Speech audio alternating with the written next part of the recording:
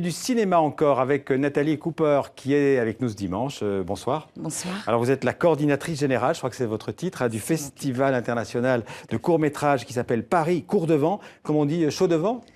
Chaud devant, alors ce serait plutôt le piment qui est chaud, qui a du goût. Parce que c'est le symbole de...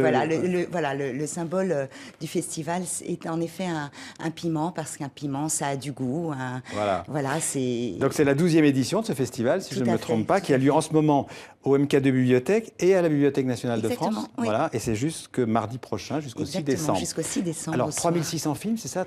On en a reçu 3700. C'est impressionnant. Exactement, c'est impressionnant. Ouais. Quand on a créé le festival il y a 12 ans, on en a reçu 20, sélectionné 18, là 3700, 110 en compétition officielle. Il y a eu du chemin. Alors un court-métrage, c'est quoi? C'est un film de combien de minutes? Ça va Alors un court-métrage, techniquement, c'est un film qui fait jusqu'à 59 minutes, 59 secondes, moins d'une heure. Mais nous, on a décidé de s'arrêter à 26 minutes. Voilà, après, c'est un petit peu... Alors il y a des courts-métrages, on va en parler tout de suite, des web-séries aussi? Exactement, on parle du format court, de tous les formats courts.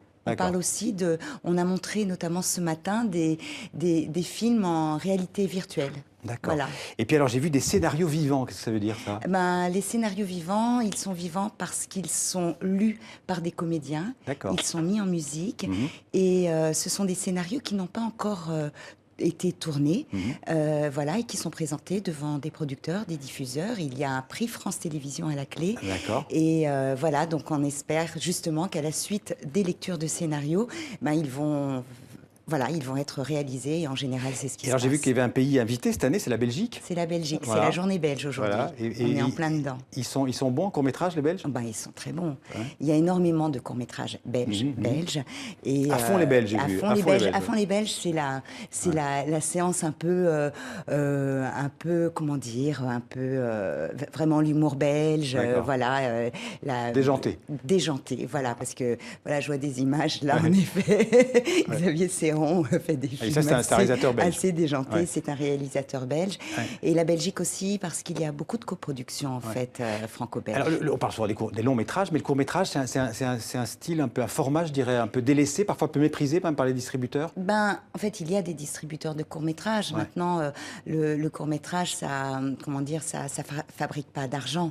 Mais c'est un passage quasiment obligé quand vous pensez aux plus grands réalisateurs. Tous les grands sont passés par le court-métrage. Pratiquement, oui. Oui. Et c'est important parce que c'est un espace de liberté fabuleux. Oui, c'est ça, on est beaucoup plus libre parce que ça coûte moins cher. On est libre, ça coûte moins cher. Il y a beaucoup de... Nous, on montre aussi des films autoproduits, il y a aussi des films d'école de cinéma. Et voilà, on fait des tentatives dans le court-métrage. Alors, j'ai vu que vous étiez comédienne, c'est de là que... Je l'étais. Vous l'étiez. C'est de là que vous vient cette passion pour le cinéma, j'imagine, évidemment, et pour le court-métrage en particulier. Pour le cinéma, c'est vrai que voilà, quand j'étais... Pendant 20 ans, j'ai en effet pratiqué le métier de comédienne. J'adorais ça, et puis voilà, après j'y ai un petit peu moins cru, et là, ce qui me plaît, c'est que du coup, je parle du travail des autres, je parle plus de moi, et ça me va très bien, en fait. Il y aura un palmarès, il y aura des... oui, voilà. Il y a un palmarès, il y a une remise de prix mardi soir, qui est d'ailleurs complètement ouverte au public. Vous avez vu de belles choses, déjà? Ah bah oui, moi je fais partie aussi de l'équipe de programmation, il y a des perles, il y a des bijoux. Et on pourrait peut-être les voir sur TV5 Monde, parce que TV5 Monde diffuse des courts-métrages. TV5 Monde diffuse des courts-métrages. TV5 Monde est partenaire de Paris Court Devant et fait partie maintenant de nos partenaires historiques. D'ailleurs, hier, on avait une carte blanche TV5 Monde. Merci Nathalie Cooper. Et comme dit l'affiche du festival, tous les cours sont permis. Tous les cours sont permis, les très bons cours. Merci beaucoup. Merci à vous.